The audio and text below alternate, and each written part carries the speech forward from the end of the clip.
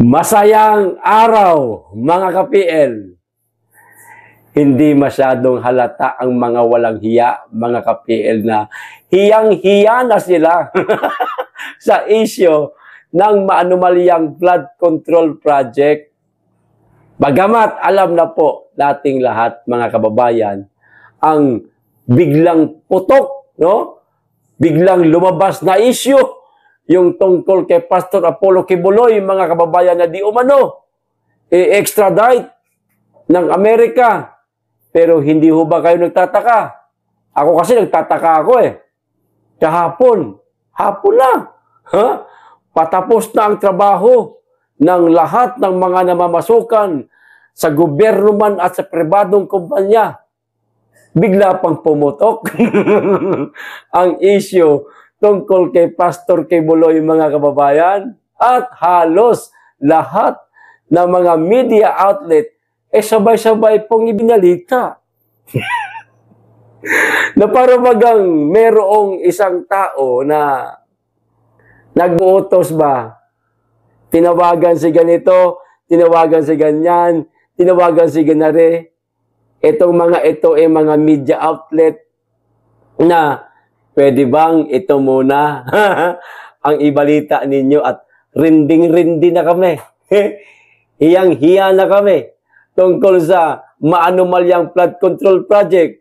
Sapol na kami. Ayun, sabay-sabay ang mga media outlet, mga kababayan, isa. Ang naging balita nila, walang iba. Si Pastor Apollo Kibuloy. Di ba kayo nagtataka? Nagulat po ako, teka. Pag silip ko sa kabila, si Pastor Kibuloy. Pag silip ko sa kabila, si Pastor. Ganon din sa iba, si Pastor. Aba, sabi ko, may isang taong naririndi na. Hindi pa kami tapos. Marami pa kaming kakalkalin tungkol dito sa flood control project. At kung magagawa ko at makakaya ko, iikutin ko lahat. Itong mga maanumalyang flood control project. Ako mismo, kukuha ng video, magla-live pa ako.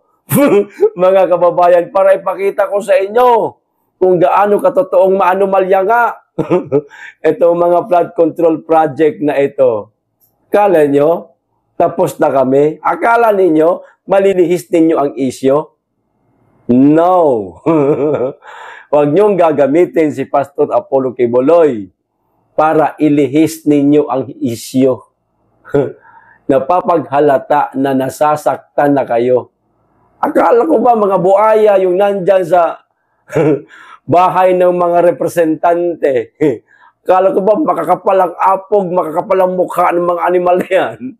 Bakit parang meron yatang nag-utos sa mga media outlet na si Pastor muna ang targetin para mawala ang isyo. Hoy, di namin kayo tatantanan. Eto, mga kababayan, akala siguro nila, tapos na tayo sa flood control project. Di pa. Eto, mga kababayan, baka hindi nyo pa po ito alam. Etong nabulgar po. Nabulgar. Basahin ko ho. Tabi tayo ng konti para makita nyo rin. COA Commissioner. Asawa pala ay kontratista sa flood control project. May question mark naman po, mga kababayan. Pero ituloy ko po ang basa at kayo na po ang humusga. Gamitin nyo pa si Pastor para ilihis nyo ang issue. Hindi pa tapos to. Lumabas sa datos ng gobyerno na halos 200 milyon halaga ng proyekto sa flood control ng DPWH ang nakuha umano ng kumpanyang pinamumunuan ni Marilo Laurio Lipana, asawa ni COA Commissioner Mario Lipana. Siya ang Pangulo at General Manager ng Olympus Mining at Builders Group Philippines Corporation.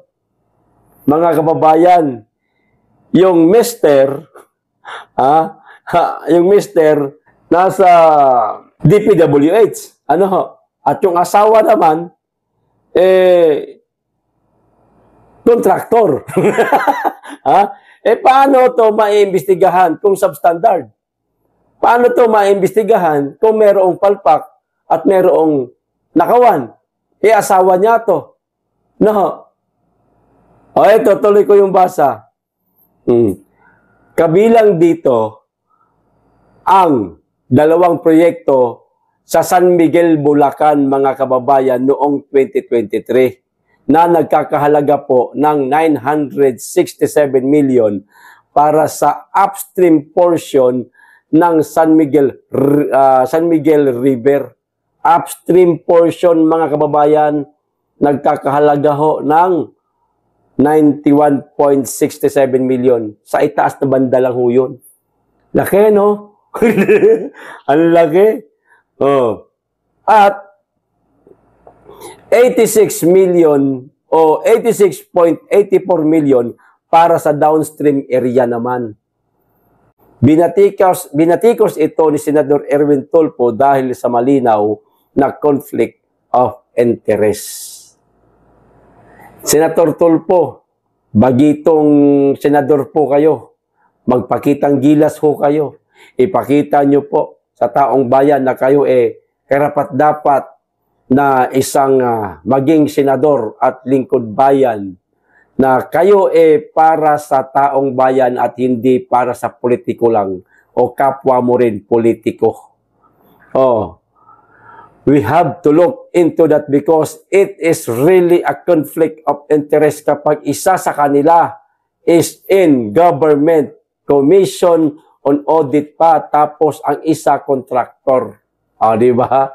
Kailangan nating tingnan yan dahil malinaw na conflict of interest kapag isa ay nasa gobyerno, lalo na sa commission on audit, tapos ang asawa naman ay kontratista. Dagdag pa niya, paano kung substandard?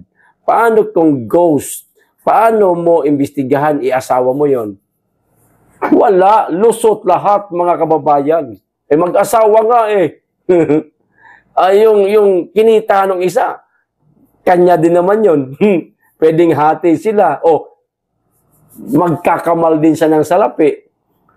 Iimbestigahan mo. Di ba? Maliwanag na conflict of interest po, mga kababayan. Maging si dating COA Commissioner Heidi Mendoza ay nagsabing malinaw ang conflict of interest. Conflict of interest yan, Diyos ko, igalang naman natin ang institusyon. Wala nang galang yung mga yan. Wala na. Hindi na marunong mahiya ang mga yan, mga kababayan. Ang sa kanila siyempre, kumita lang ng pera. At bahala na sa bandang huli kung hahabulin sila o hindi. Kamalas-malasan, ayaw po itong tantanan ni Senator Rodante Marcoleta at ng ating mga kababayan para merong maparusahan. Sana ang Blue Ribbon Committee wag huminto sa investigasyon hanggat walang napaparusahan. Kasi baka matulad lang po noong mga nagdaang pagdinig dyan sa Senado, sa Blue Ribbon Committee o sa iba pang mga komite na puro investigasyon lang at wala namang napapanagot. Sana iba itong si Senator Rodante Marcoleta. Ayon sa 1987 Constitution at RA 6713, mahigpit na ipinagbabawal ng mga opisyal ng Constitutional Commission tulad ng COA ang pagkakaroon ng direkta o dituwirang interes sa anumang kontratas ng gobyerno. Yun naman pala nasa konstitusyon naman pala ito bakit ginagawa pa nitong mag-asawa? Di bagay ang habol nilang halatang halata, mga kababayan, kundi ang magkamal lang ng malaking salapi. Sa ngayon, hinihintay pa rin ang pahayag ni na Commissioner Lipana at COA Chairperson Gamaliel Cordova hinggil sa isyong ito. Hintay pa, sige lang. Maliban dito sa mga nabulgar na ito, mga kababayan na mag-asawa, meron pa ho. Pinaka-notorious di umano, mga kababayan, pagdating po sa flood control project. O ito, dalawang DPWH executive kilabot ng mga ghost project. Grabe. Siguro, ang proyekto nito, mga kababayan, hindi lang isa, dalawa, tatlo, baka lima. Ha? O baka naman, angkinin niya lahat. Tahasang sinabi ni Senator Panfilo Lacson na ang lalawigan ng Bulacan ang pinaka-notorious pagdating sa mga maanumalyang flood control projects sa buong bansa. Mga kababayan, grabe, Bulacan, mga kababayan. Lalawigan ng Bulacan, pinaka-notorious. Huwag nating tantanan tong mga issue tungkol po sa flood control project, mga kababayan. Nililist na po nilang issue no? Inagamit na naman nila si pastor. Maliwanag po na kapag ka ang isang tao na mayroon pang dinidinig na kaso, hindi ho siya maaaring i-extradite. No? Hindi maaari. Kung pwede man, pagkatapos sa pagdinig ng kanyang kaso at napatunayan nga siya nga nagkasala, pagbabayaran niya muna yung mga naging kasalanan niya doon sa bansa na yon bago siya i-extradite. Ganun yun kaso, nag-magic na naman po sila. Para lang malinis yung issue. Yung hiya ng mga buang. Sa kanyang privilege speech nitong Miyerkules, Agosto 20, sinabi ng senador na may sindikatong kumukontrol sa mga maanumalyang proyekto sa First Engineering District sa Bulacan.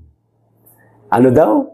Merong sindikatong kumukontrol sa mga maanumalyang proyekto. Kaya nga ang sabi ni ni namayapang Percy Lapid, naliligid na di umano ng mga sindikato ang administrasyon ni Marcos. Totoo nga. Totoo nga, mga kababayan, mga smuggler, mga sindikato, mga durugista, no? Mga nagpapakalat ng limpak-limpak at napakaraming droga sa bansa. Ay, tama nga si Percy Lapid. Kaya nga siya siguro pinag-initan hanggang sa binawian nila ng buhay.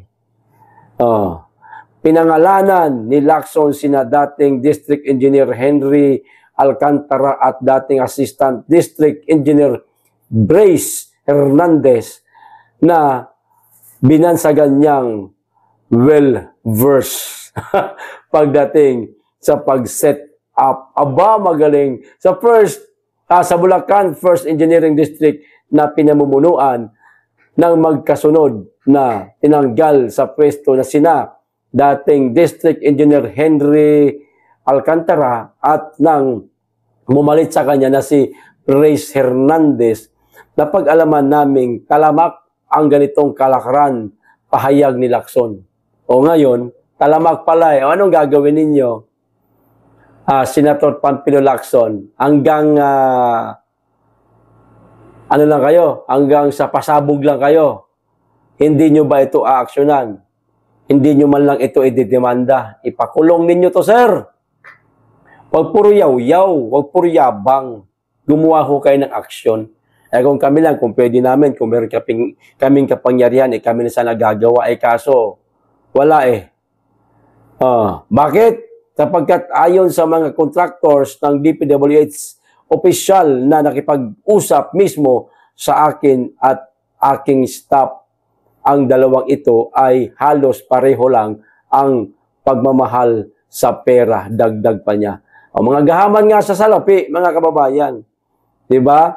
Dahil malaki ang kickback sa mga proyekto, ani Lacson, nagawa umano ng isa sa engineer na ito ang magpatalo ng daang milyong piso sa kasino.